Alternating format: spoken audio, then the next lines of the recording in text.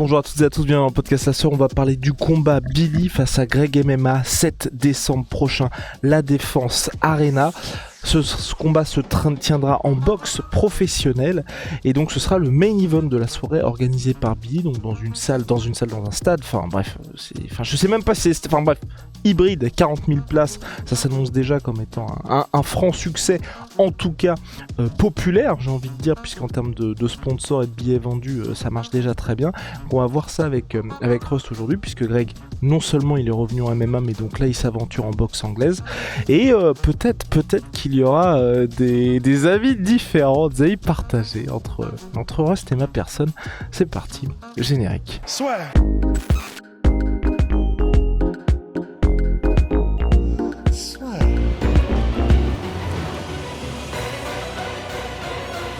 L'UFC se vit plus fort avec BetClick. Avant même de parler du combat en lui-même, sportivement, il y a quelque chose qu'on ne peut pas s'empêcher d'admirer quand même, c'est les gens qui se sortent les doigts et qui font des trucs. Et en vrai, que ce soit pour, même si j'ai pas trop suivi, tu vois, mais je sais que le GP Explorer, c'était un truc énorme qu'avait organisé. Oh là là, j'allais dire Cyprien, c'est Squeezie. Squeezie, oh là là. Ouais. Non, oui, je suis désolé. Et en gros, voilà, des trucs comme regardez-le, il a même pas 45, allez, 50 piges. 50 piges. Oh là là. Tu me laisses. Mais en gros, c'est des gens qui ont comme ça des ambitions de créer des événements qui sortent comme ça de l'ordinaire, de créer des événements qui vont essayer de rameuter les foules, où ils s'attaquent à quelque chose qui est pas vraiment de leur... c'est pas ce qu'ils font tous les jours, quoi. Même si Billy, Robedeter avait fait de la boxe quand il était jeune, il y a quand même une différence entre faire des combats quand tu es jeune pour essayer, en amateur, etc., et se lancer à organiser un énorme événement à 40 000 places avec autant de sponsors, En vrai, c'est hyper ambitieux, et ça, on peut dire ce qu'on veut après. Déjà, je pense qu'il faut marquer le coup en disant respect, parce que il crée des choses, quoi. Exactement, et c'est là où moi je respecte triplement le monsieur. Déjà, il y a le fait de faire un énorme événement comme tu l'as dit. 2, c'est quand même un événement où tu risques de te faire mettre KO et donc ensuite faut assumer les conséquences, parce que tu finis dernier du GP Explorer. En vrai, je pense que tout le monde s'en fout, ça tient une semaine. Si Billy se fait mettre KO, je pense que littéralement chaque fois qu'il va poster un truc, les gens vont mettre ça dans les commentaires. 3, de faire ça en plus à la Défense Arena à ses chapeaux, et 4, de le faire contre Greg MMA, parce que sur le papier, tu vois, même si effectivement, comme tu l'as dit, il a déjà fait de la boxe et qu'il a l'air là de prendre les entraînements avec sérieux et que ça fait un moment qu'il tease un petit peu une annonce, je me dis que ça va être très très chaud pour lui, hein. D'autant plus que, soit peut-être qu'on n'a pas eu toutes les infos ou qu'on a peut-être mal fait notre travail, mais j'ai l'impression qu'on n'a pas encore le poids, ni on n'a pas trop de précision pour l'instant. Alors si j'en crois Wikitubia, donc Billy fait 1m75. Et il y a eu un tweet qui date de 4 ans où il dit qu'il est gros parce qu'il fait 79 kilos. Là, il a l'air massif dans les vidéos qu'on voit de lui. Si je devais faire un petit jet de pièce, un petit doigt mouillé, là, s'il fait 1m75 dans les vidéos qu'on voit dernièrement ou sur la promo avec Greg MMA, comme il est quand même bien large et bien musculeux, je sais pas, je dirais qu'il est peut-être à 80-85, tu vois. Mais à quel poids va se faire le combat, sachant que Greg, il est, vous l'avez vu, à 90 kilos, presque sec. Et il fait, je crois qu'il fait 1m90 ou quelque chose comme ça. Donc déjà, en termes de gabarit, on ne serait même pas sur les mêmes catégories de poids. Donc on va voir comment est-ce qu'ils organisent tout ça. Mais si effectivement, c'est donc, comme c'est un combat pro, c'est donc probablement, effectivement, comme tu l'as dit, au KO, ils peuvent de toute façon, on va voir comment est-ce qu'ils s'organisent. On sait que c'est chapeauté aussi, ils se sont entourés de vrais noms très respectables de la boxe anglaise. On parle par exemple de Brahim Asloum et de John Dovey. Donc, il fait pas les choses par-dessus la jambe, quoi. Il fait les choses bien, il s'entoure de personnes qui savent ce qu'elles font. Et on va voir effectivement quel est son niveau, parce que ça, bien sûr, pour lui, comme c'est une aventure, ça lui permettra de faire plein de vidéos, de documenter sa progression, de revenir à son meilleur niveau et même dépasser son meilleur niveau en boxe anglaise, etc. Donc ça va être très intéressant. Et après, quand on en saura plus sur les conditions exactes du combat, on pourra en parler un peu mieux. Mais en plus, a priori, il s'attaque quand même à une montagne qui paraît infranchissable. Parce que même si Greg a 46 ans, on sait que On sait la forme qu'il a, on sait qu'il continue de combattre en pro en MMA. Oui, sa spécialité, c'est pas l'anglaise à Greg, mais c'est quand même c'est un combattant pro qui a combattu en MMA au plus haut niveau. C'est en plus de la différence de gabarit, la montagne paraît insurmontable pour Amin. Et donc, Pour Amin, non, pour Billy. C'est terrible.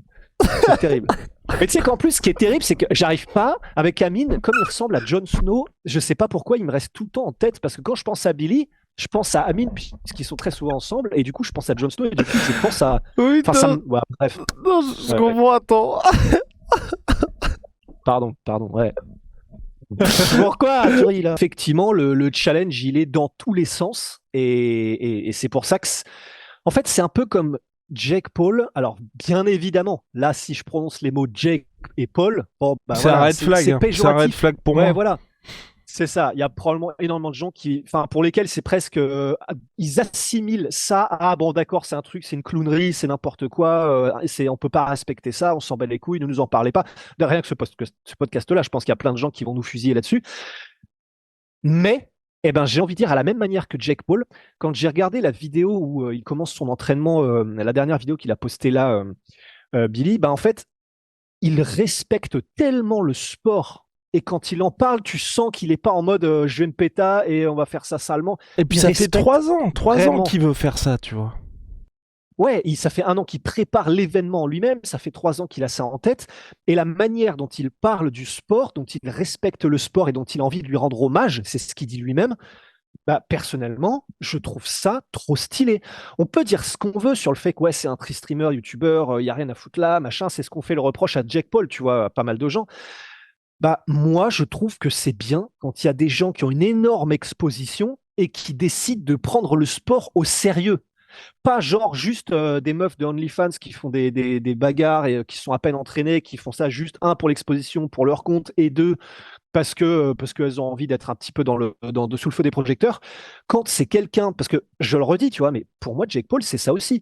On peut ne pas aimer son trash talk, on peut ne pas aimer la personnalité, mais le fait qu'il ait pris très au sérieux la boxe anglaise, qu'il ait développé un vrai niveau et qu'il ait de la passion et du respect pour le sport, bah, je pense que tu vois, Billy, par son aventure, il y a peut-être des jeunes qui vont être en mode putain, ça a l'air de lui faire du bien ce sport, ça a l'air de le mettre sur de bons rails psychologiquement, ça lui fait une aventure, machin, est-ce que j'essaierai pas, tu vois? Et dans ces cas-là, j'ai envie de dire, donc si on prend ça comme ça, où est le mal? Mais oui, et puis et même vraiment moi ce choix d'adversaire, parce que c'est ce qui est assez sympa je trouve avec cette carte, c'est que sinon tu vois t'as des chocs type le Bouzeux contre Prime, Mastu contre GLC, donc là où c'est vraiment influenceur versus influenceur, et je trouve que eux on les connaît pas en tant que sportifs, tu vois, à part Prime, tu vois, c'est pas des gars qui sont connus pour leur shape, peut-être GLC parce qu'il avait fait une vidéo aussi de box time, mais ce que je veux dire, bref, c'est que c'est pas des gars qui sont connus pour leur forme physique à proprement parler, et là moi je trouve que Billy, le fait d'affronter Greg et même s'il bat Greg, tu vois, t'ouvres un truc qui peut être encore plus sérieux pour la suite aussi. Donc, et pourquoi pas, hein, parce que moi j'étais étonné, tu vois, je me serais dit, tu vois, un combat. Enfin, je suis étonné qu'il n'y ait pas Thibaut InShape. Ouais, moi aussi, très étonné. Ouais, parce que Donc, pour le coup, Thibaut, on sait peut-être que lui, c'est le boss oui, de peut-être fin, peut-être qu'il prépare la suite. Ah, C'est ce que je me suis dit. bon, C'est ce que je me suis dit. On va pas on gâcher. sait, Oui, on va pas. voilà, pour être dans le business du stream et du YouTube, faut être très chaud en com. Euh, Ça se trouve, ils font déjà des échecs en 4 dimensions et ils ont déjà prévu le next step. Donc effectivement, voilà, on verra, on verra. Mais même si pour le coup, après, d'ailleurs, est-ce que quand je dis ça, t'es d'accord avec moi ou pas que, enfin, je trouve que Greg MMA c'est plus chaud que Thibaut InShape. Et effectivement, là, il y a leur taille du coup sur le site aussi donc d'Etherfight, c'est là qu'il y a les billets. Billy 1m74 donc sur le site officiel et 1m90 pour Greg MMA. Donc effectivement, hein, en termes de mensuration, il y a une grosse différence entre les deux. Bref, ce que je veux dire, c'est que pour Billy, pour moi, je me dis que Greg c'est quand même un plus gros challenge que Thibaut InShape. Oui, probablement, parce que même si Thibaut, en vrai, pareil, Thibaut, il prend ça au sérieux, il kiffe ça, et il a un niveau qui, pour quelqu'un qui s'entraîne comme ça régulièrement, c'est vraiment, c'est cool, quoi. Mais c'est sûr que Greg MMA, c'est pas la même, quoi. C'est quelqu'un qui s'entraîne professionnellement, qui sait ce que c'est que rencontrer le haut niveau, même si c'est dans une discipline qui est un peu différente, qui est un peu plus diverse avec le MMA. Mais et ne serait-ce qu'en termes de mensuration. Moi, c'est vraiment ça où c'est pas que j'ai peur, mais c'est que dépendant des règles que ce sera, Parce que même si c'est dit boxe, on dit que c'est boxe professionnelle, mais ça peut dire pas mal de trucs différents. Enfin, je crois, hein, et tu peux vraiment faire certaines règles, modifier certaines règles, etc. Il me semble. Mais si c'est un truc où vraiment ils vont se mettre sérieusement dessus, ouais, ça paraît déséquilibré pour le moins. C'est si Greg MMA décide d'y aller à fond et que le jour du combat, il fait, je sais pas, 5-10 kilos de plus que Billy, ce serait dommage qu'un tel événement aussi ambitieux se finisse sur un truc un peu sale. À 100%. Et où les gens se disent c'était trop déséquilibré, c'était Ouais. quoi cette idée, tu vois? À 100%, mais au moins ça reste c'est un vrai challenge pour Billy. Et c'est vrai que sur le papier, tu vois là, pour l'instant, hein, je pense qu'ils feront aussi des vidéos un peu comme si c'était passé avec le GP Explore, mais tu vois que je trouve que c'est dans la même veine où il y a aucun professionnel de cette discipline, mais ça respecte le sport. Et je pense qu'à mon avis, tu vois, il y a pas mal, ça va pas, on va dire, il va y avoir créé des vocations, on va dire, mais je pense qu'il y a beaucoup de gens qui vont découvrir ça ou qui vont peut-être, pourquoi pas, commencer à s'y mettre ou peut-être changer leur regard sur la discipline. Donc sur le papier, moi je trouve que c'est vraiment très bien. Après à suivre, mais en tout cas, tout quand on regarde, enfin que ce soit le site, les sponsors, le lieu choisi, ça fait vraiment un truc pro. Donc ça c'est super. Je sais pas si tu avais quelque chose à ajouter, monsieur. Non, je crois que là on est bien. On est bien, et bah parfait. Mais en tout cas, ouais, donc voilà, le 4 décembre prochain. Oui, par contre, le seul point qui est quand même important, je trouve, c'est que je croyais, moi, que Greg, en fait, là, avec sa victoire qu'il a eue à Hexagone, tu vois, ça préparait le choc contre Ibra TV pour la fin d'année à Hexagone. Donc ça veut dire qu'on attendrait 2025, ouais. C'est ça, c'est juste ça, tu vois, où j'aimerais bien qu'il clarifie un petit peu, enfin pas Greg, mais plutôt Hexagone, parce que le combat Greg MMA contre Ibra, c'est un peu le gros choc que tout le monde attend dans cette organisation-là, en MMA donc, et ça fait un moment qu'on en parle, donc enfin tu vois, ça me paraît très bizarre que Greg combatte en boxe 2 semaines après avoir, ou même moins d'un mois, parce que, enfin, on sait pas, en MMA, vous savez qu'il peut souvent y avoir des blessures, des coupures ou ce genre de choses. Ben effectivement. Bah en fait, c'est là où ça pourrait faire l'objet d'un autre podcast. Mais c'est vrai que pour Greg, de ce qu'on avait compris, en tout cas, le combat contre Ibra aurait dû avoir lieu plus tôt déjà. Et il aurait presque même déjà dû avoir lieu, en fait. Et c'est pour ça que c'est vrai qu'il prend des bastos, Greg, parce qu'il affronte des gars qui sont pas de son niveau, ce qui est factuellement vrai. Mais si j'ai bien compris, hein, tu m'arrêtes si je me gourre, mais c'est en fait, là, il prend des chips, il prend des apéritifs dans la cage parce qu'en fait, c'est en attendant le combat contre Ibra et puis pour pas qu'il y ait de mauvaises surprises en attendant ce combat-là, quoi. Si je comprends bien. Mais donc effectivement, ça, au niveau calendaire, ça remet un peu tout en question. Calendaire, je suis bien d'accord. Donc on va attendre tout ça, mais j'espère que le choc Greg MMA Ibra se fera aussi. Et malheureusement là, quand on regarde ça, visiblement c'est pas prévu pour 2024. Mais parce que Ibra est blessé peut-être toujours à l'œil, ouais. Et c'est peut-être comme il est toujours en Non, donc il faut pas que je dise ça. C'est ça. Il est toujours en comment on dit? Mais il revient de sa blessure à l'œil. Il me regarde pas comme ça. Récupération, rémission, c'est quand t'as un cancer. Oui, je sais, tu m'avais repris la dernière fois. Oh, hello. Oh, hello there. Il est dangereux. Je vous le dis, il est, il est dangereux. Bref, oui, mais même moi, j'ai pas le mot. C'est pas récupération, c'est pas réhabilitation, c'est pas rémission, c'est... Rédemption. Restauration, Non. Mais non. Il est en train de récupérer. Oui, c'est ça. Il est en train de Rééducation. Rééducation, voilà. Putain. Ouais, donc il est peut-être encore en rééducation pour la blessure qu'il avait à l'œil, et c'est ça et il a bien raison de prendre son temps pour une blessure comme ça. Entièrement d'accord. Et surtout de pas revenir trop tôt, ou même de prendre des risques si jamais il revient alors qu'il ne devrait pas revenir, parce que c'est bien de faire des combats. Il y a aussi la vie autour qui est très très importante. Mais là on le revoit s'entraîner. Je crois que c'était des trucs récents, hein, avec du coup Mathieu Leto, Daniel Voirin, etc. Oui. He back.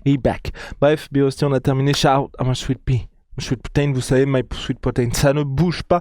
Moins 30% minimum sur tout my sweet pea avec le code La Sueur. Et puis Holy Moly Révolution dans les boissons énergisantes. Code La Sueur 5, moins 5 € pour votre première commande.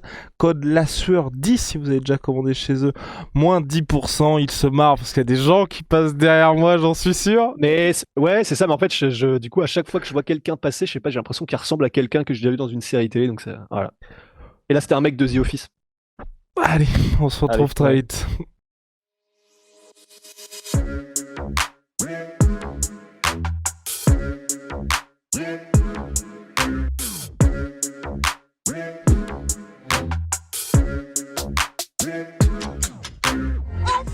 On va payer